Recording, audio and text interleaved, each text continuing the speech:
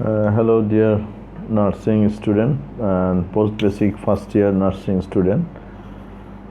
আজকে ক্লাসে আমি আপনাদের সবাইকে স্বাগত জানাচ্ছি। আজকে আপনাদের সাথে আমি আলোচনা করব রিসার্চ প্রবলেম নিয়ে। তো রিসার্চ প্রবলেমের সম্বন্ধে আলোচনা করতে যেয়ে প্রথমেই আসবে রিসার্চ প্রবলেমের ডেফিনেশন এবং important qualities of a research problem. তো এটাই হচ্ছে আজকের ক্লাসের আলোচ্য বিষয়।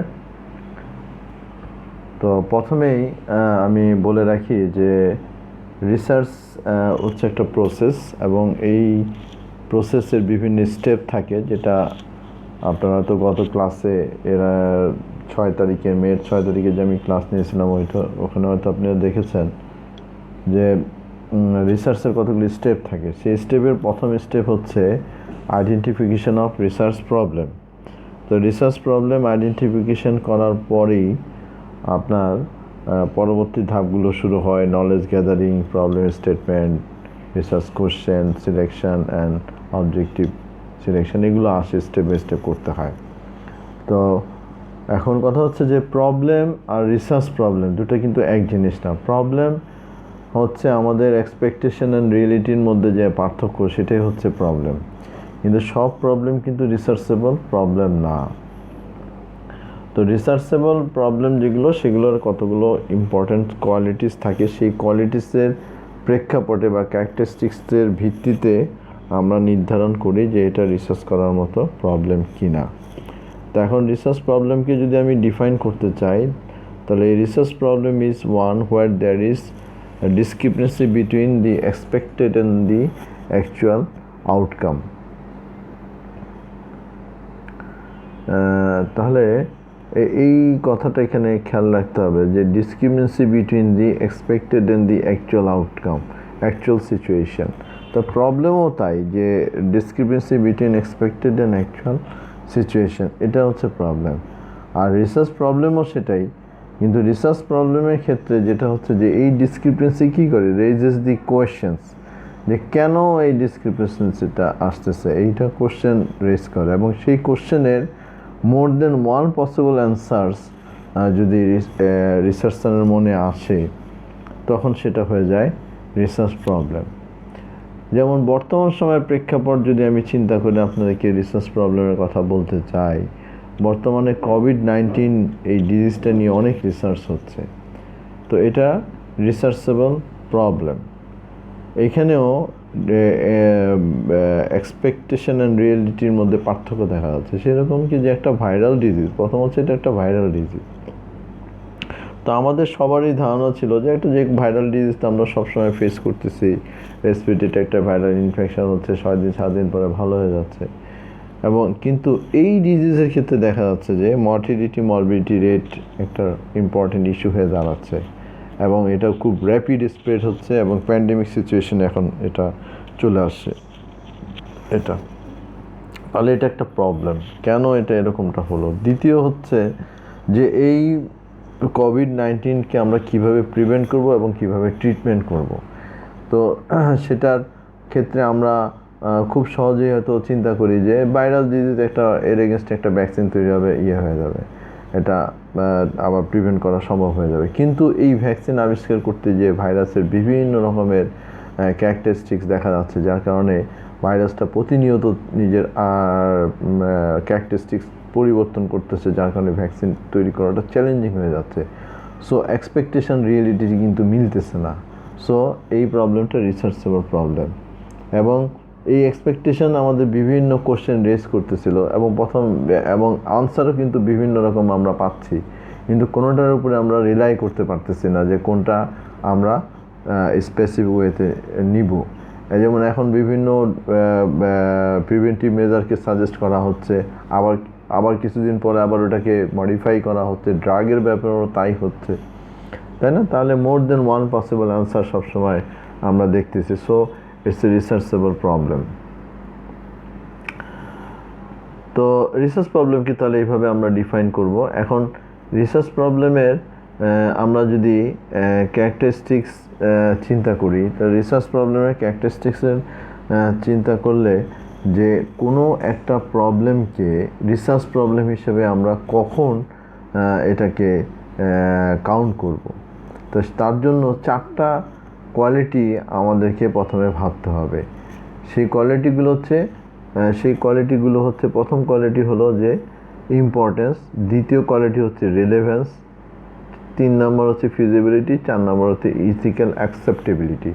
অর্থাৎ কোনো একটা রিসার্চ প্রবলেমকে প্রথমে ইভ্যালুয়েট করতে হবে এর ইম্পর্টেন্স দিয়ে বা গুরুত্ব দিয়ে।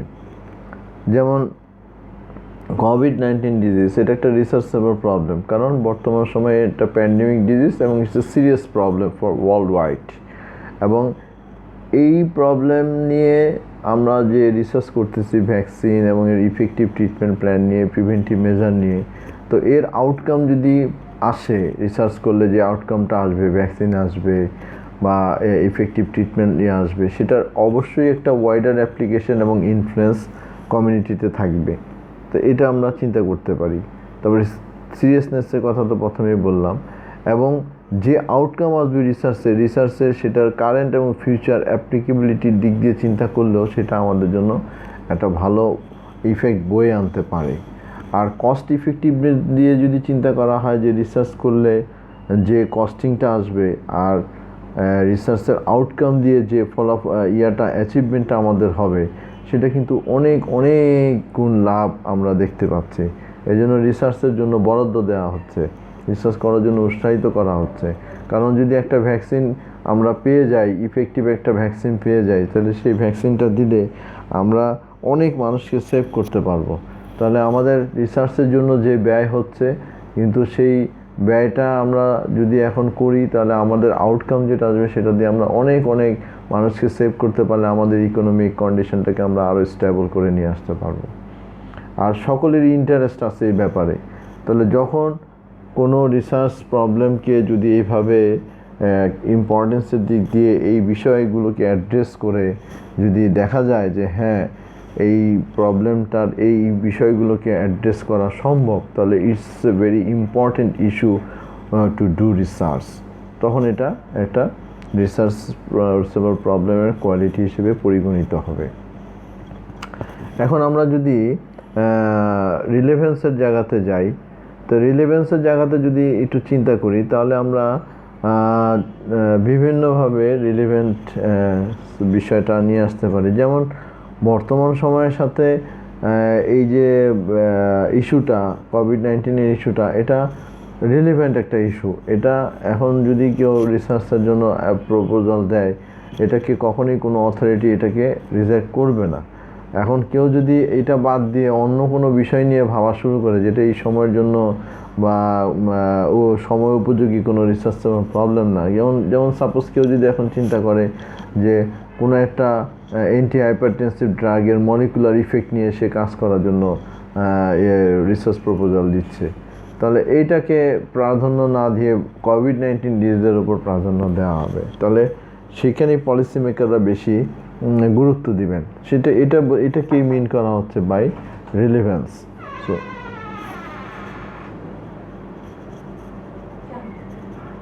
তাহলে anticipation of the information required by the scientist and the policy maker, এই জিনিসটাকেই বলা হয় রিলেভেন্স।